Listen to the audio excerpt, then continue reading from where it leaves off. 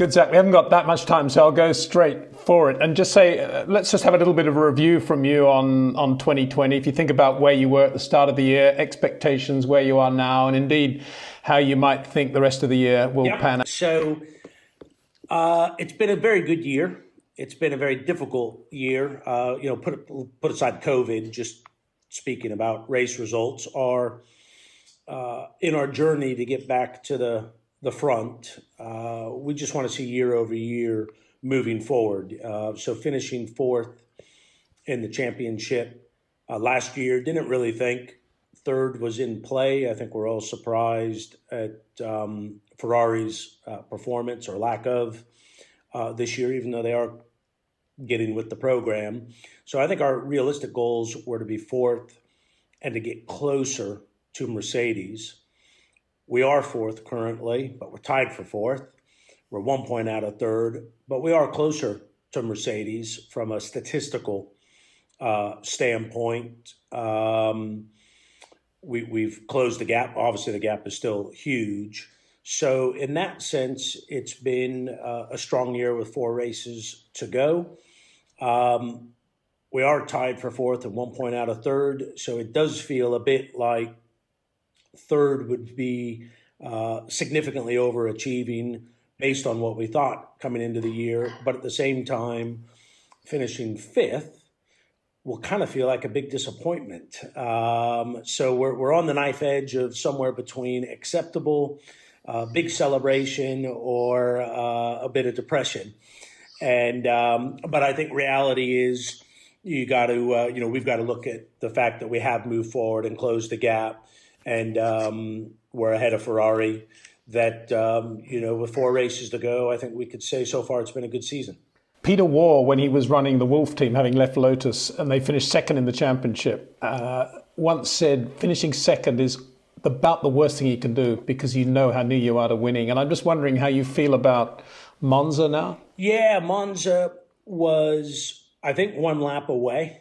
If you looked at the pace in which Carlos closed in on Gasly, also such a bizarre race. And all credit to Gasly, but he had a significant pit stop advantage. A couple of the drivers did, where Carlos got into second legitimately from a pure pace standpoint as soon as the race started. So we felt a bit robbed. That being said, if Lewis didn't have his problem, we still would have finished second if the race played out. So I think second's what we earned.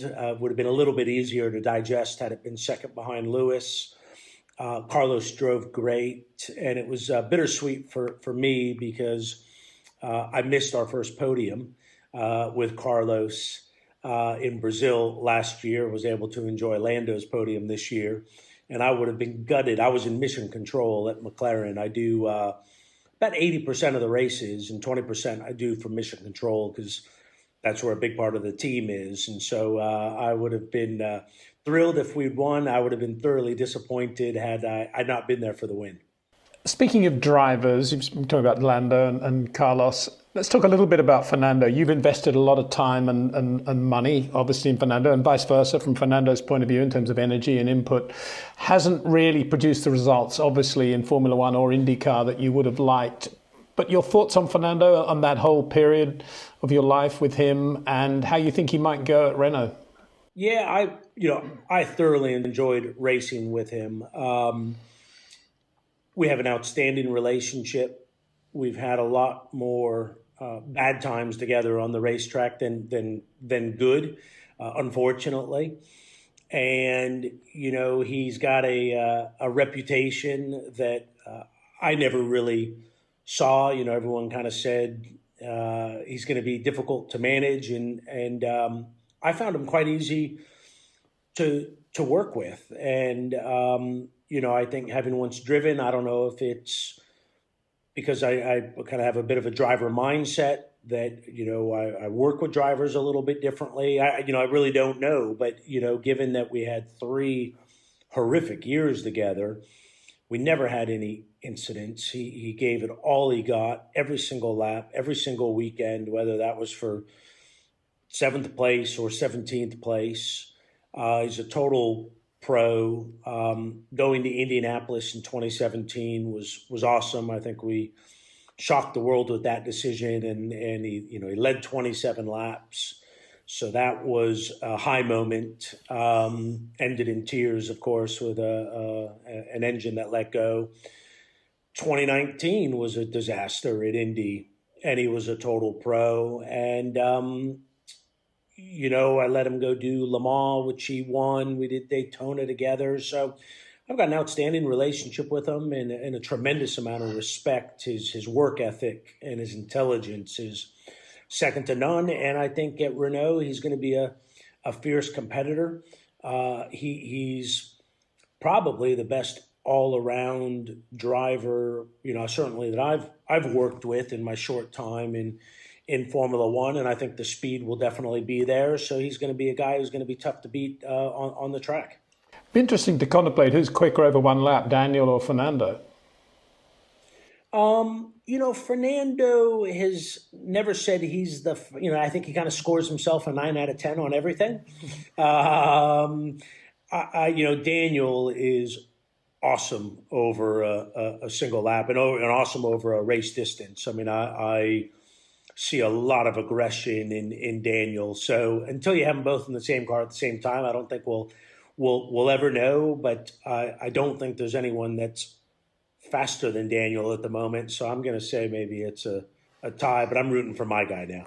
It'd be interesting. I know you don't want to go there, but it'd be interesting if Daniel had been in the McLaren at Monza in those closing laps.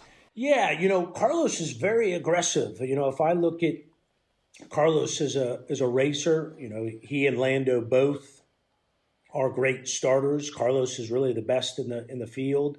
Carlos goes forward.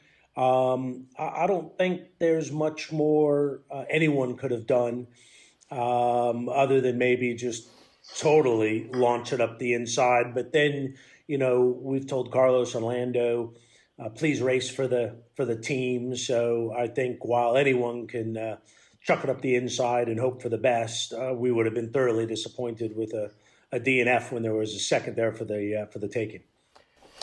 Zach, it's been a long time since McLaren has had its own properly functioning wind tunnel. Probably never had one, actually, if I think about it. Where are you at now with wind tunnels, and how important are they for 22 going onwards? Very important. So we're in the middle of getting ours to be state of the art. It's quite a significant investment. We started a year ago. We think that's one of our big, unfortunately, one of our big disadvantages. If you look at the importance of aerodynamics in the sport, we think the wind tunnel is probably the single most important piece of equipment. And we've been in someone else's wind tunnel that's not really been invested in. Williams has 2 wind tunnels. Ferrari has a couple wind tunnels.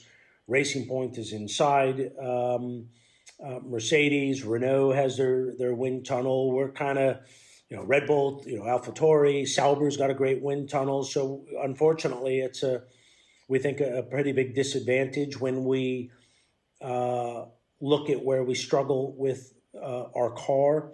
A lot of it we can point directly to some of the wind tunnel deficiencies. So we can't blame everything on the wind tunnel. If we had a Mercedes wind tunnel, would we be beating them today? No, I don't think so. But it is an area, and that's why we've chosen to invest in that. Unfortunately, it's going to take a couple years to do what we need to do. So while we're excited we have one coming, it's not going to really be here before our 23 car. And sorry to show my ignorance here, but where is that tunnel? Is that on site? It's on site. And ultimately what happened is our wind tunnel's too small as the cars have grown in size. Without getting overly technical, the aeroflow is compromised because the tube is too narrow. So we're having to expand and put all new technologies in. So it'll still be our wind tunnel, but heavily modified to take today's Formula One car, which is grown in size and width and wings in time.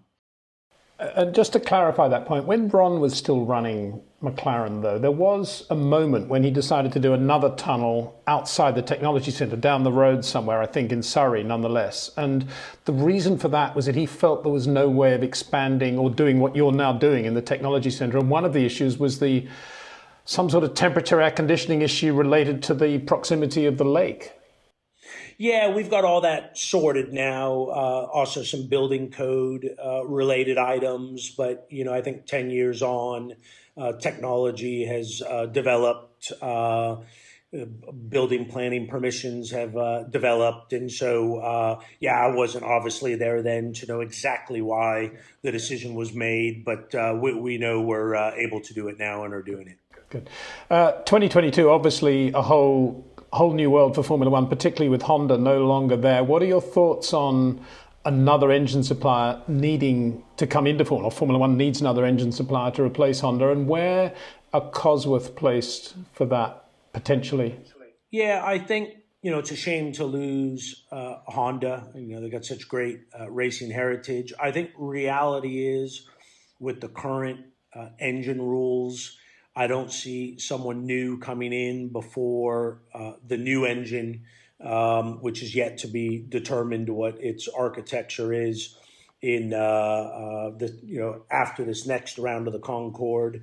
Obviously, Red Bull's trying to keep the Honda and kind of private label it if there's a bit of an engine freeze, because I don't think they've got the or appetite to spend what it takes to continue with the development war over the next 5 years.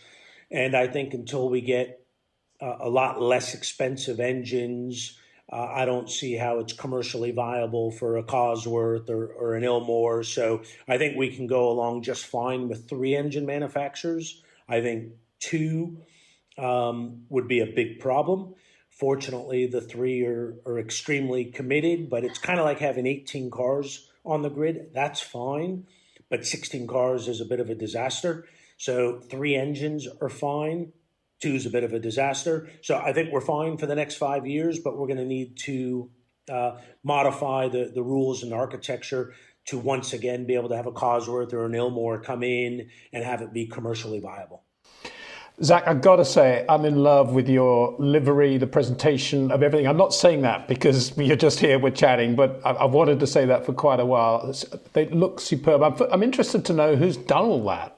I mean, is it you? Am I looking at the guy who's responsible for all those graphics, the exact code of the tone of color, texture that you have, and the graphics that you're doing? Well, it's like all these things in a racing team. It's a team effort. We definitely listen to our fans, and our fans have been saying for many years, we wish you'd go papaya. And, you got to have a reason to change colors. And then, when I joined, I felt things were a bit dark. What I've explained is, and you've been to our great facility, we're kind of like Star Wars, but we were a little too Darth Vader, and I want to be Luke Skywalker.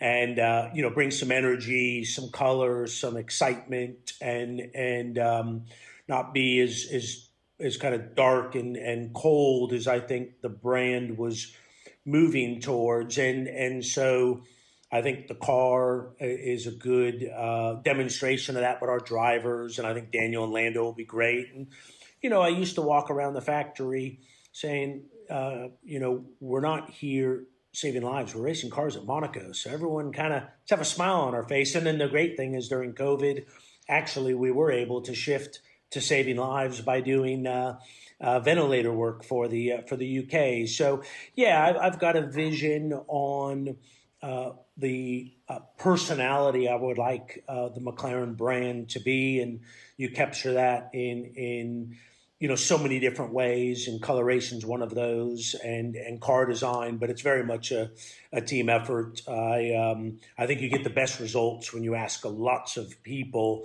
what do you think? And really happy with how the cars look.